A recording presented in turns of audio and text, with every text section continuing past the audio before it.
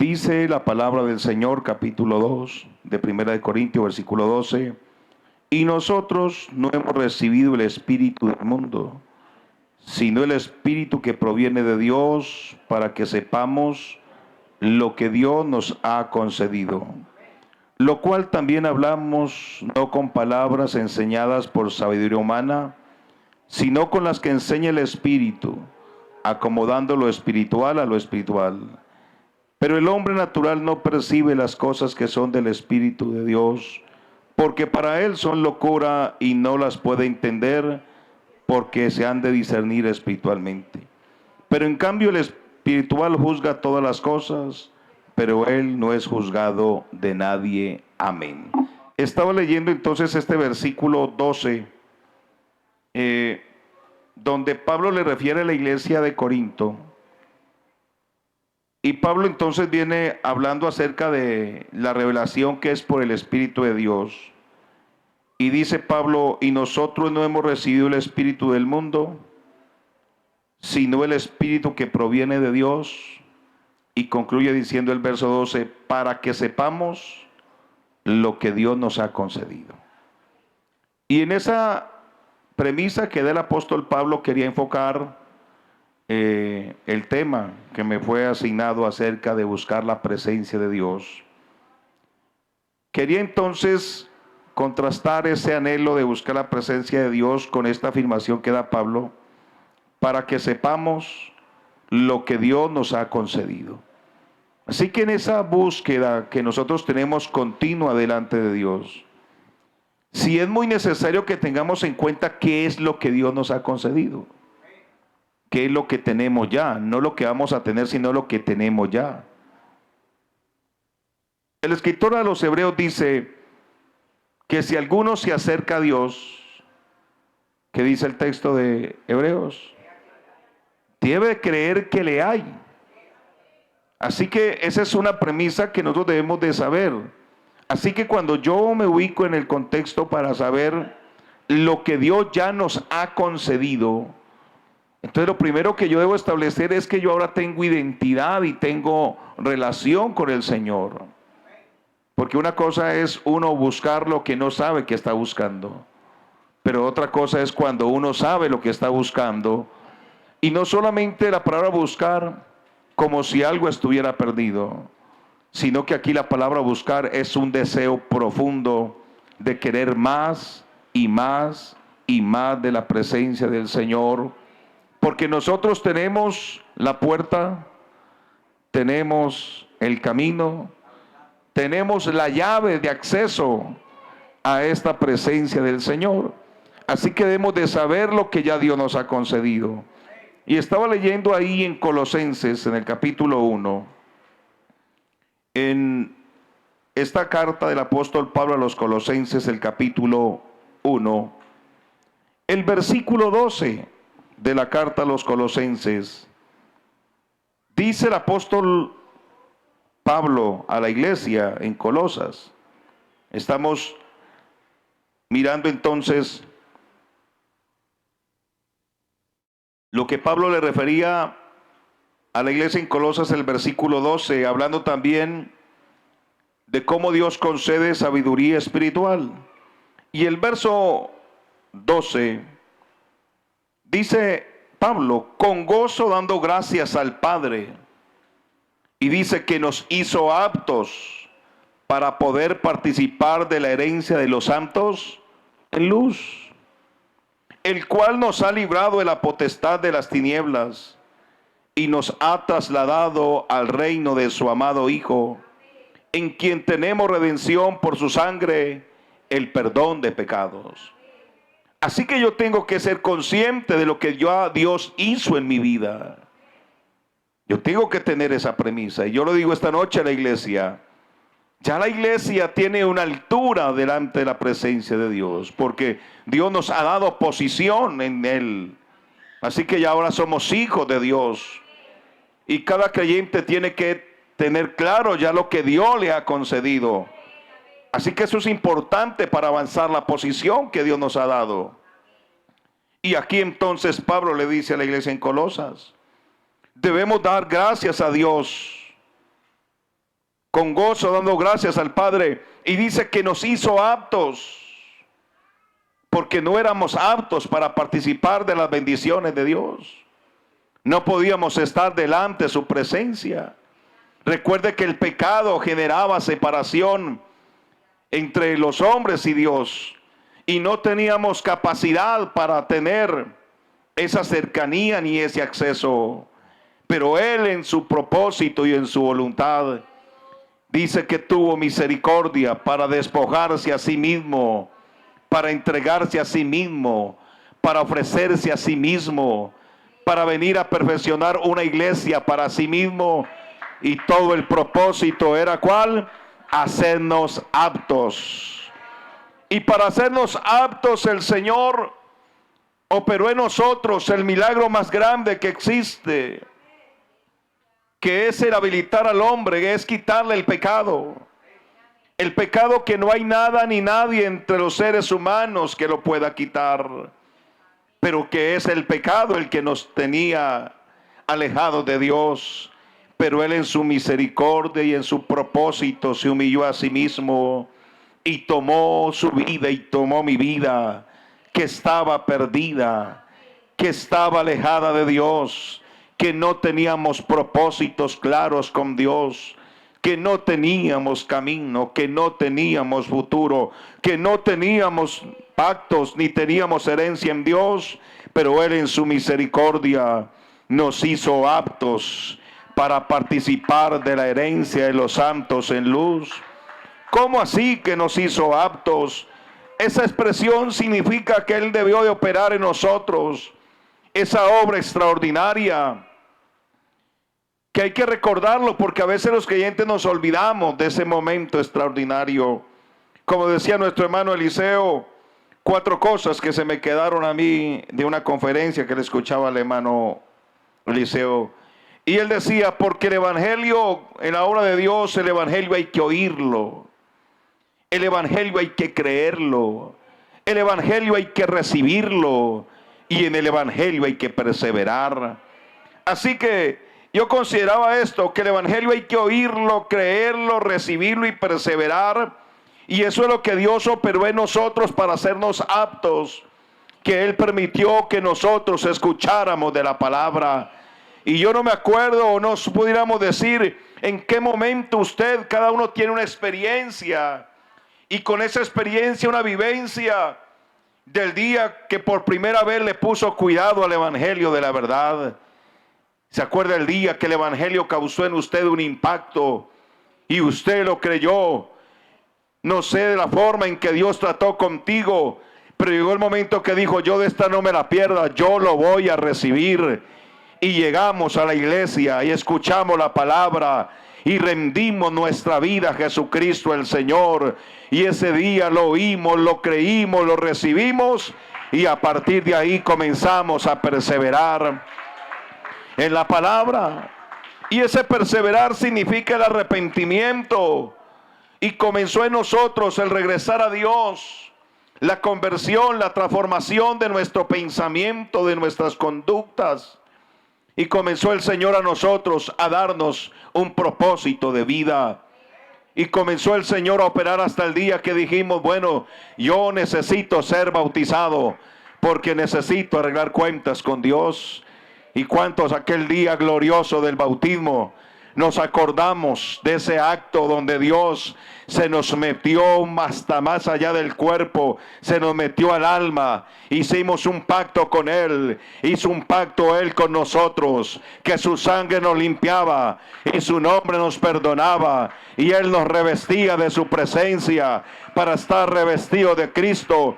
Él nos dio herencia porque nos dio nombre, nos dio esperanza porque recibimos su palabra, y nos puso en una posición de lugares celestiales con Cristo.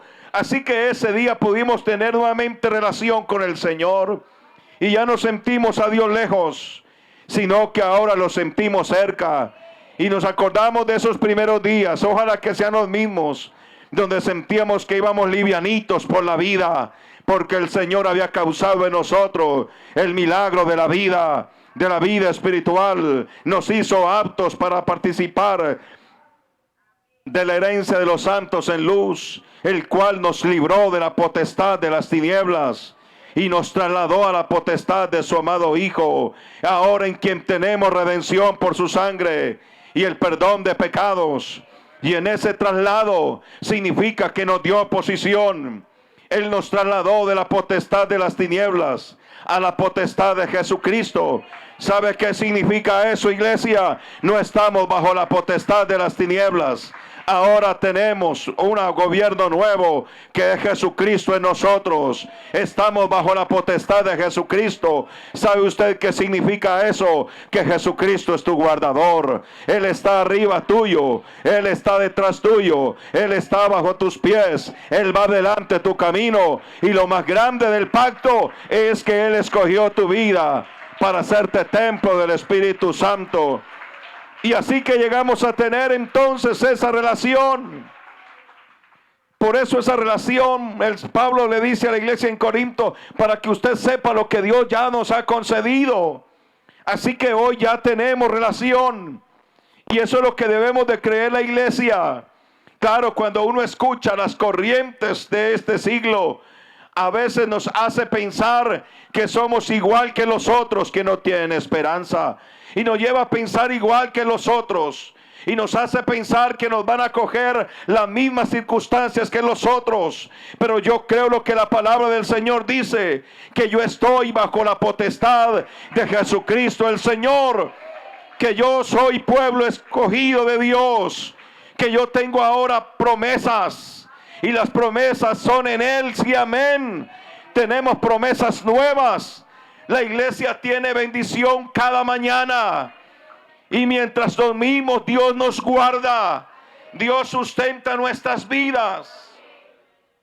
Así que estaba pensando en ese tema de buscar la presencia del Señor.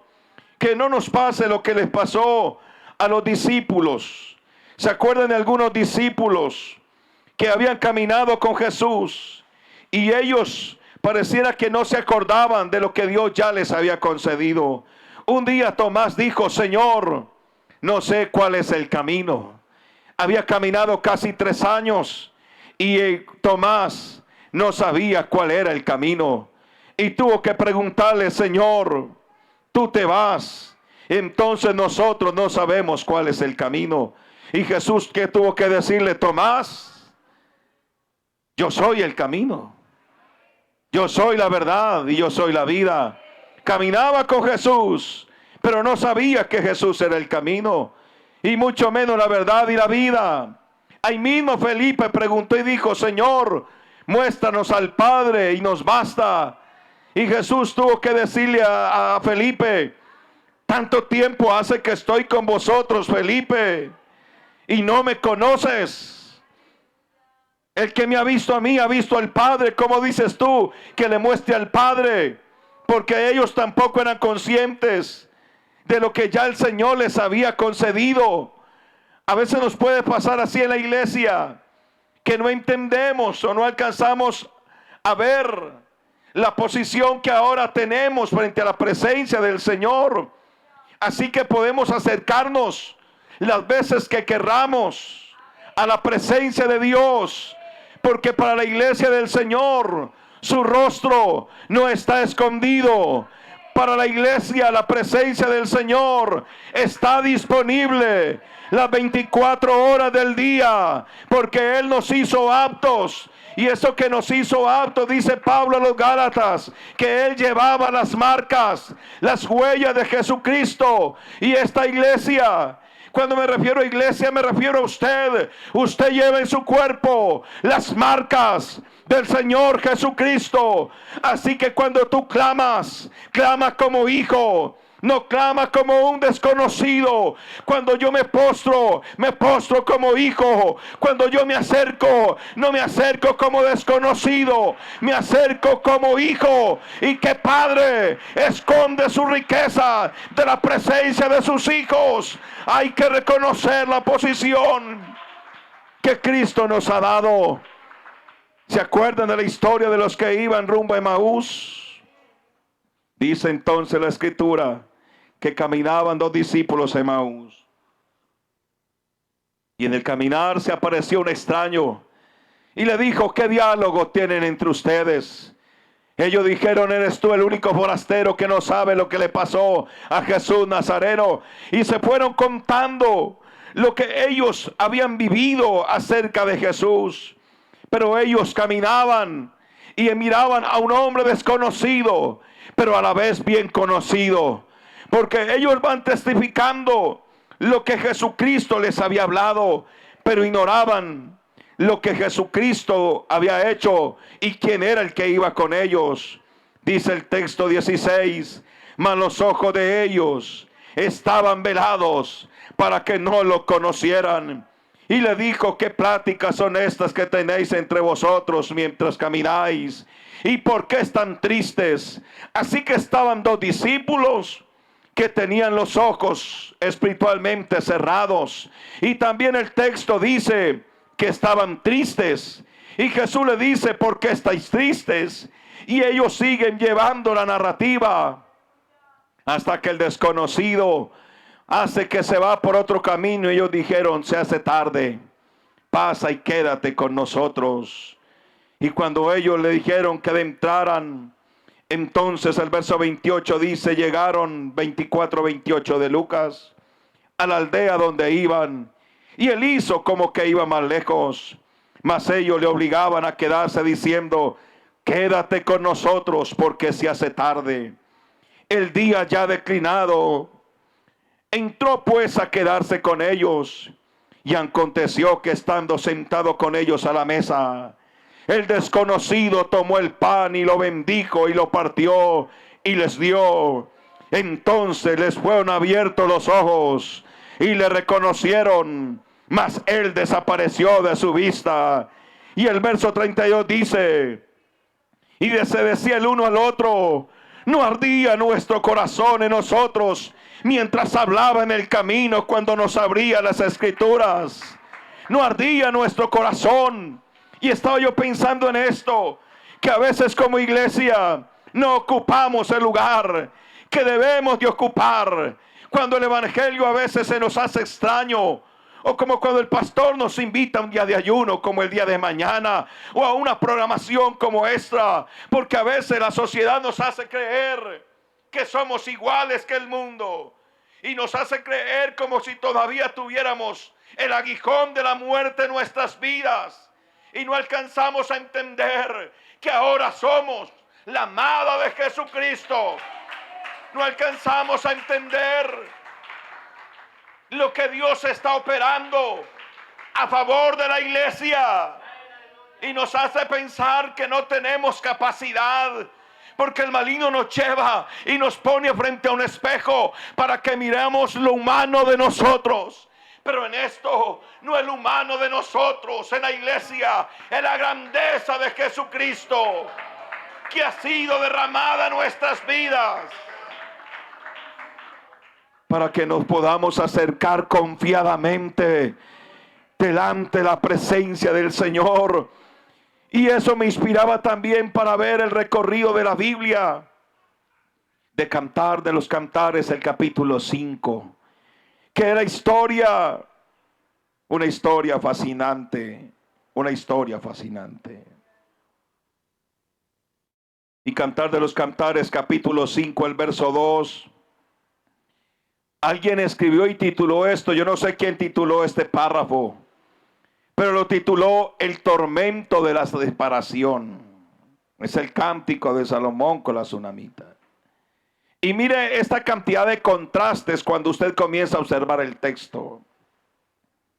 En ese cántico de relación de un hombre con su mujer, dice: yo dormía, pero mi corazón velaba en la voz de mi amado que me llama. Ábreme, hermana mía, amiga mía, paloma mía, perfecta mía, porque mi cabeza está llena del rocío, mi cabello de las gotas de la noche. Y ella contesta desde adentro: me he desnudado de mi ropa, ¿cómo me he de vestir? He lavado mis pies, ¿cómo los he de ensuciar? Mi amado metió su mano por la ventanilla, Y en ese momento mi corazón se conmovió dentro de mí. Yo me levanté para abrir a mi amado, y mis manos gotearon mirra y mis dedos mirra que corrían sobre la manecilla del cerrojo. Abrí yo a mi amado, pero mi amado se había ido, había ya pasado, y tras su hablar salió mi alma. Lo busqué y no lo hallé, lo llamé y no me respondió. Me hallaron los guardas que rodean la ciudad. Me golpearon, me hirieron, me quitaron mi manto de encima los guardas de los muros.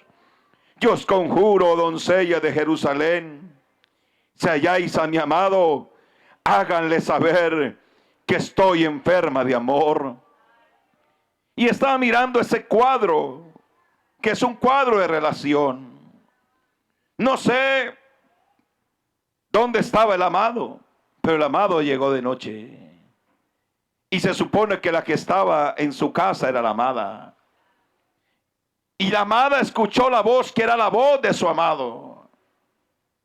Pero su amado la llamó, y cuando usted lee el versículo 12, mira cómo el amado caracteriza a su amada.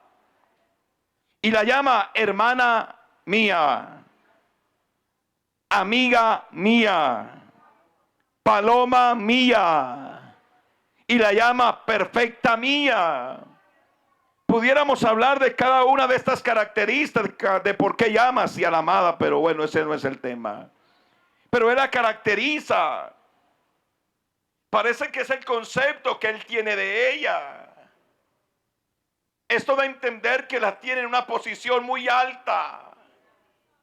De verdad se ve que él la ama, que está preocupada por ella, que quiere estar con ella. Está alegre porque llegó a su casa, pero él nunca esperó que la dama de adentro de su casa le respondiera con una actitud indiferente. Ella comienza a reconocer la voz de mi amado, pero parece que el amado ya no la desvela. Parece que no corresponde al amor. Vienen entonces los argumentos, las excusas. Ella dice, es mi amado que me llama, pero yo me he desnudado de mi ropa, estoy en pijama. ¿Cómo me voy a vestir para abrirle la puerta? He lavado mis pies, ¿cómo los he de enmugrar o de ensuciar? Yo no sé si ella le gritó eso al amado, o si solamente fue el pensamiento de ella. Pero mientras ella hacía esto, dice que él metió la mano para abrir el cerrojo de la puerta. Pero parece que esta mujer le había pasado el pasador. Parece que él intentó abrir la puerta de su casa, pero la encontró cerrada. Pero él dejó una huella mirra. Dejó una huella mirra. Y al ver que la puerta estaba cerrada, ya había llamado, sencillamente dio la vuelta y se fue. Y parece que en algún momento ella reacciona y dice, me voy a tocar, es mi amado. Ha llegado mi amado. Lo voy a recibir. Estaba cayendo rocío aquella noche. En otras palabras, se estaba mojando con aquella brisa aquella noche. Y ella ya llegó el momento en que no le importó el desnudez, ni que sus pies se ensuciaran, sino que corrió para abrir al amado. Y dice el texto, yo me levanté para abrir a mi amado. Y cuando tocó las manecillas de la casa, dice que quedaron impregnadas de mirra, de la huella de su amado. Y abrí yo a mi amado. Dice que corrían sobre la manecilla del cerrojo. Abrí yo a mi amado. Y uno que esperaba encontrarse con el amado para besarlo y abrazarlo y decirle bienvenido a tu casa. Pero dice el texto que su amado se había ido. Ya había pasado. Ya no estaba allí. Y cuando no está allí, comienza entonces el cargo de conciencia de esta mujer a preguntar, pero ¿qué locura yo acabo de hacer? Fue la mayor tontería que yo acabo de hacer. Era la voz de mi amado. ¿En qué estaba pensando? ¿Qué argumentos se me cruzaron en la mente cuando él me llamaba? Cuando él me insistía, cuando él me elogiaba, cuando él preguntaba por mí, cuando él me visitaba, cuando él tenía deseo de estar conmigo, cuando él quería entrar a mi casa. ¿Qué me pasó que no lo dejé entrar? ¿En qué estaba yo pensando? ¿Qué estaba escuchando? Mi amado pasó. Pero ahora las cosas se cambian, porque ahora él ya no la está buscando. Desde el versículo 6 al final, dice el versículo 6, la parte final del versículo dice: mi amado se había ido, había ya pasado, y tras su hablar salió mi alma. Salí a buscarlo, comencé a llamarlo, comencé a preguntar por él. Y dice el texto que ya no me respondió. Lo busqué y no lo hallé. Me encontraron los centinelas y recibí golpes por causa de no haberlo recibido. Y encontró mujeres y preguntó: ¿dónde está mi amado? Y ellas dijeron: no lo hemos visto. Y ella solamente decía: si halláis a mi amado, díganle que estoy enferma de amor. Y estaba yo pensando en todo este cuadro, con lo que he dicho de Pablo a los Corintios, para que sepamos lo que Dios nos ha concedido, para que reconozcamos que ahora tenemos posición espiritual. Estamos bajo el gobierno de Jesucristo, que Jesucristo tiene cada día planes con la iglesia, y que Él está dispuesto para bendecirnos, y que si algo tiene Dios para la iglesia son elogios, palabras bonitas. Él caracteriza a la iglesia y no ve lo humano. Él ve la obra de Dios que ha hecho en nuestras vidas, porque Él nos hizo aptos, Él nos hizo competentes, nos dio la medida, nos dio la altura, nos dio el peso de gloria suficiente para que ahora tengamos nosotros relación con Él. Lo podemos buscar en la mañana y ahí lo hallamos, al mediodía y allí lo hallamos, si lo hallamos en la noche, allí lo hallamos, a la medianoche o a la madrugada, allí lo hallamos. Pero esta mujer corría y estaba pensando que a veces nosotros como iglesia podemos parecernos a esta mujer también, porque nos cansamos y nos fatigamos de la faena continua. Esto es un ciclo, hermanos, que se vuelve rutina.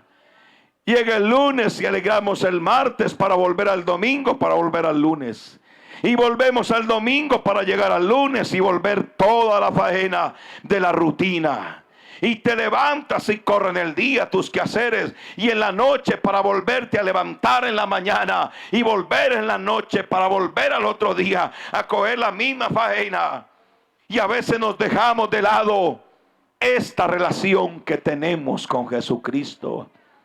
Y aunque sabemos que Él nos ama, y aunque sabemos que para Él somos su especial tesoro, y aunque sabemos que Él nos anhela celosamente, y aunque sabemos que Él visita a su pueblo con tremendas cosas, y aunque sabemos que nuevas son cada mañana sus misericordias, y aunque sabemos que claman los justos y Jehová los oye, y aunque sabemos que la palabra dice: enseñándoles que guarden las cosas que yo les he mandado, he aquí yo estaré con vosotros todos los días hasta el fin del siglo. A veces nos olvidamos. A veces nos olvidamos de nuestra relación con Él, porque sacamos excusas. Sacamos excusas. Sacamos excusas. Estoy muy ocupado. Es que estoy atareado. Tengo muchas contrataciones. Es que estoy enfermo, o es que hace sol, o es que hace lluvia, o es que está lejos, o es que está cerca, o es por la abundancia, o es por la escasez. Pero a veces sacamos excusas para no estar en su presencia, para no estar cerca de Él. Porque no solamente es asistir al culto, es sacar el tiempo para leer la palabra, para alimentarnos de la palabra. A veces somos indiferentes con la palabra. El hermano Enrique tiene el privilegio también, y yo también, de ver a unos judíos que un día tuvieron el templo, una de las maravillas del mundo, donde Dios se manifestaba continuamente y era palpable su gloria. Pero Israel se cansó de eso, le dieron la espalda al Señor, y el Señor los borró entonces, y quedó un poco de piedras amontonadas. Y ahora que ya no lo tienen, ahí van a buscar, a tocar un montón de piedras, deseando tener lo que un día tuvieron en abundancia. Y eso a veces nos pasa a nosotros. Hoy hay abundancia de palabra, hoy hay abundancia de Espíritu Santo, hay abundancia de la presencia de Dios, y a veces nosotros nos hacemos indiferentes. Y yo conozco muchos casos de hermanos que tienen que visitarlos, la tragedia, para acordarse de aquellos días cuando podían disfrutar de la presencia del Señor. Pero nosotros no nos alegramos por unas ruinas. Nosotros hoy nos alegramos porque tenemos una presencia completa, una presencia continua, una presencia dispuesta.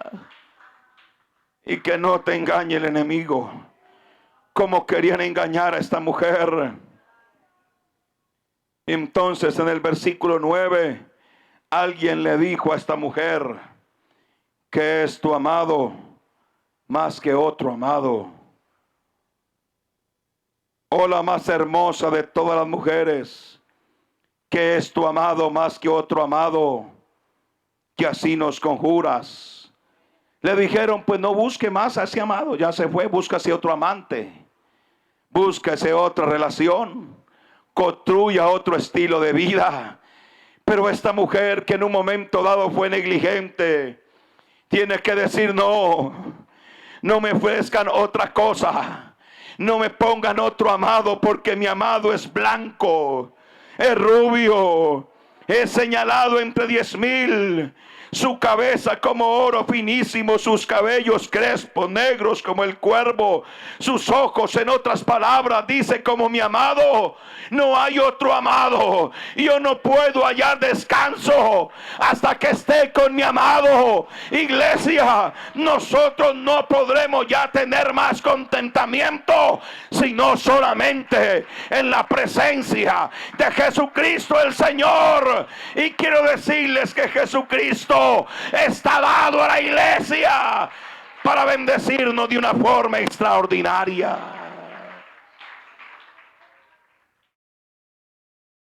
Aquí concluyo yo esta noche para decirles, hermanos, que estamos en el tiempo oportuno para buscar su presencia, para llenarnos de Él. Es que a veces pensamos que al Señor solamente se le busca para arrepentimiento, pero ese es uno de tantas bendiciones que tiene la iglesia. Pero ese es para el amigo, para el que no conoce de Jesús, que Él se le manifiesta como Salvador. Pero a la iglesia el Señor se le sigue manifestando poderosamente. Él es el poderoso Salvador que dijo Zacarías. Pero también Él es el poderoso Consolador, proveedor, sanador, dador de los dones del Espíritu. Él es el que fortalece nuestras manos, el que fortalece tu servicio, iglesia. el que hace tus pies como de sierva para avanzar en una sociedad pervertida y mala. La gente se muere allá afuera, pero usted está enriquecido con la presencia de Jesucristo el Señor. Y usted dirá: pastor, ¿cómo hago yo para encontrarme cada día con su presencia? Primero crea lo que Dios ha hecho en su vida. Tú eres un hijo del Dios viviente. No dicen todos amén, pero es verdad. Ahora somos hijos del Dios viviente. Somos la simiente de Dios aquí en la tierra. Así que tú no eres poca cosa. Tú eres la esperanza de esta sociedad, porque sobre tu vida ha sido derramada la gracia de Jesucristo. Pero si tú quieres encontrarte, Pablo dice que por la palabra nos podemos ver delante de Cristo como quien se ve a un espejo. Así que, iglesia, es tiempo de que esa búsqueda comience por lectura de la palabra. ¿Se imagina usted si todos los creyentes, yo le digo a los hermanos en el Salado, se imagina usted que cada uno nos volviéramos inclinados a la lectura de la palabra? Saque su tiempo y métase cada día una porción de la palabra. Disfrute de la palabra. Llene su mente de la palabra. Enriquézcate de la palabra. Que la palabra te va a impulsar al siguiente paso, que la oración. Porque la palabra te invita, como es una fuente viva, te atrae, te seduce, te recuerda, te enseña, te motiva, te inspira. Porque a través de la Escritura vemos la gracia de Jesucristo el Señor. Esa palabra te va a invitar para que dobles tus rodillas continuamente y hables con tu Señor y dígale: Señor, gracias. Porque usted sabe, alguien dirá, decía el pastor ahora, que podemos vivir momentos de situaciones duras, pero usted no clama como el desesperado, porque usted dice: Señor, estoy entrando a un terreno de sombra de muerte, esto está caliente la cosa, pero Señor, la ventaja es que yo sé que tú estás conmigo como poderoso gigante. Señor, se nos vino el verano, pero yo sé que tú serás como sombra de gran peñasco. Señor, hay escasez de tu palabra en el mundo, pero sé que tu palabra para mí es como agua fresca en tierra de sequedales. Así que es el tiempo más propicio, iglesia, para buscar la presencia del Señor. Que hay días difíciles, sí, pero entre más difíciles, la gracia de Dios sigue sobreabundando. Tú eres la iglesia del Dios viviente y Él te invita para que lo busques. No preguntes como Tomás, no preguntes como Felipe. Tú y yo ya lo conocemos. No más que tenemos que quitar el cerrojo de la voluntad para que cuando Él toque la puerta, nosotros dispuestos abramos y digamos: bienvenido, Señor Jesús. Que no hayan prejuicios, ni haya en nosotros un cúmulo de argumentos para querer evadir nuestra relación con Él, sino que nuestro corazón haya disposición para penetrar y entrar en su santuario. ¿Cómo? Él es espíritu. Él es espíritu. Y Él busca a quien le adore en espíritu y en verdad. En la casa, en el trabajo, en el camino, al acostarte, al levantarte, hay oportunidad de encontrarte con Él. Hay disposición para encontrarte con Él. No hay nada que impida nuestra relación con Él. Tú eres un hombre, una mujer apta para ofrecerle honra. Tú eres y yo, iglesia, hombres aptos para cantarle, para adorarle, para ofrendarle, para recibirle, para glorificarle, para predicarle. Tenemos ahora la unción del Santo. No te olvides de lo que Dios ha hecho en tu vida, pero es tiempo que le creas a la presencia de Dios. Yo quiero invitarle que esté de pie, tenga la bondad. Pero el tiempo de buscar la presencia de Dios para la iglesia, hermanos, es asequible. Es asequible. Está a tu alcance. Está a tu alcance, iglesia. Tú tienes la condición espiritual, la posición espiritual. No mires tu carne. Míralo a Él.